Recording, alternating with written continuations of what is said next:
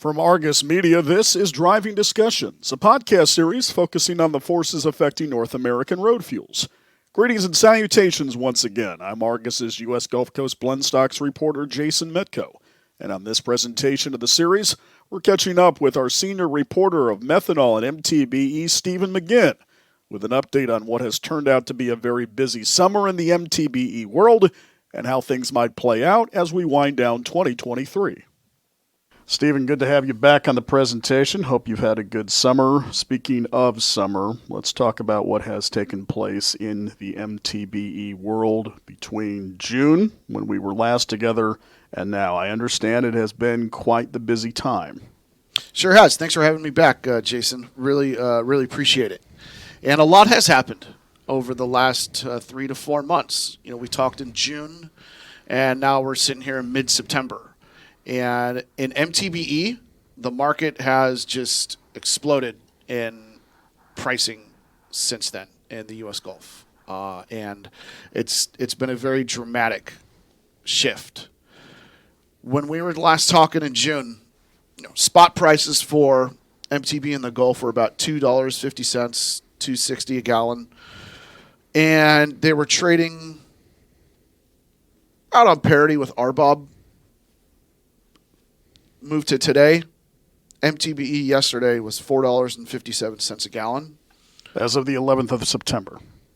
And RBOB was still about $2.60, $2.70, give or take. So you're talking about a massive shift in the premium, which MTBE is priced with the premium to RBOB. So those fundamental changes, there's been a lot happening. We had some production problems in the U.S. Gulf Coast. Plant out in Port Neches had a force majeure. There's been a few, that had a rate reduction. There's been a few issues in and around in the Gulf Coast area where most of the MTBE is made. So it's just had a dramatic shift. And with MTBE, it's an export market, so nothing is used in the U.S. Gulf or the U.S. gasoline pool. So MTBE is made and it's exported. So your driving markets tend to be Mexico, Chile, Far East, Europe, but a sizable portion, I'd say 2/3, almost 3/4 of our MTBE is sent down to Mexico. So what we saw over the last several months, prices were so low in the U.S. Gulf that it made it attractive to foreign markets. And so our exports started to come up. We exported to Mexico, Chile, Asia, and Europe. And so what has happened is that has kind of caught up to the market today. So we're kind of short in the U.S. Gulf. The premium has risen dramatically to RBOB. So it's just created a lot of tightness in the U.S. Gulf Coast on MTBE. Senior reporter for methanol and MTBE, Stephen McGinn, joins us here on Driving Discussions. You mentioned the force majeure. Let's talk infrastructure specifically here. First, that, and I understand that a refinery has started making fuel in Mexico. How is that translating into all of this? Okay, good question. Yeah, there was a force majeure at a plant out in Port Neches that affected rate reduction. There's been some power outages in the U.S. Gulf Coast and Mont Belvieu that have, from week to week, there's been week-to-week production affected.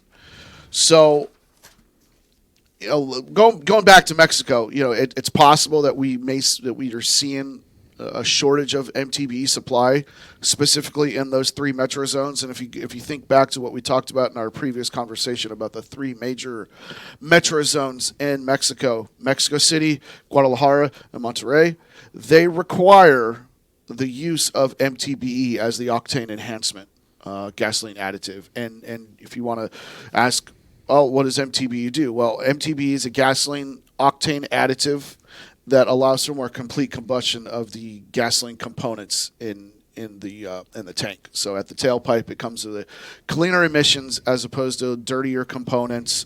MTBE basically allows for a more complete combustion of all those components at the tailpipe. And in densely populated areas like Mexico City, it really allows that cleaner air. I mean, Relatively speaking. correct. So again, looking at Mexico, we have a new refinery. This is a big deal. Starting production. Mexico's president says by the end of the year, there's going to be about 290,000 barrels a day of gasoline being produced out of that refinery. That's an optimistic estimation. Some sources indicate maybe 100,000 barrels a day, give or take. The refinery's got to have full infrastructure. Everything's got to be running in tip-top shape. But 100,000 barrels difference sounds pretty substantial. Well, it is. It is. But the main picture, the driving force here is that when Mexico makes gasoline, they're going to need MTBE. Got it, yeah. And when Mexico imports gasoline, they're still going to need MTBE. So no matter what, Mexico is going to be needing MTBE. And as it goes back to the main narrative here is the fundamental driver of U.S. MTBE is going to be Mexico. A couple more minutes here with our senior reporter, all things methanol and MTBE, Stephen McGinn, here on Driving Discussions.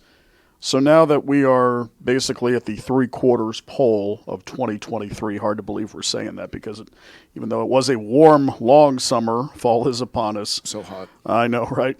Where does all this go here for Mexico specifically to round out the calendar year, Stephen? Okay, yeah, it's a good one.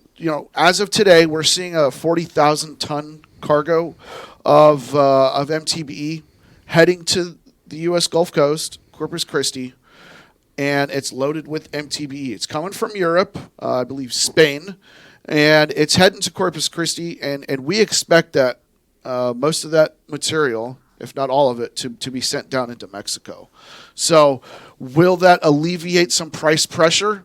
Perhaps. It's yet to be seen. There's still the unknown of how much MTBE, Lyondell at their new Channelview plant is making, how much of that is getting into either the spot market or the contract market, because they can flex and they can make ETBE, they can make MTBE it's just an oxyfuels plant. So production is going to be continued to ramp up, we estimate, over the next, several weeks. And again, everything just kind of falls back to Mexico. Mexico being the main driver of U.S.-made MTBE.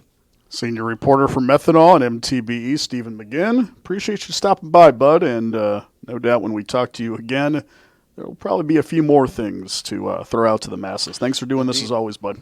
Thank you, Jason. We do very much appreciate Stephen's time for this conversation. And with that, another edition of Driving Discussions has reached its conclusion. A production of Argus Media, a leading independent provider of energy and commodity pricing information. This friendly reminder to check out the previous episodes in our series, and for more details on Argus's MTBE and methanol coverage, we ask you to visit argusmedia.com/chemicals/Argus-methanol-services.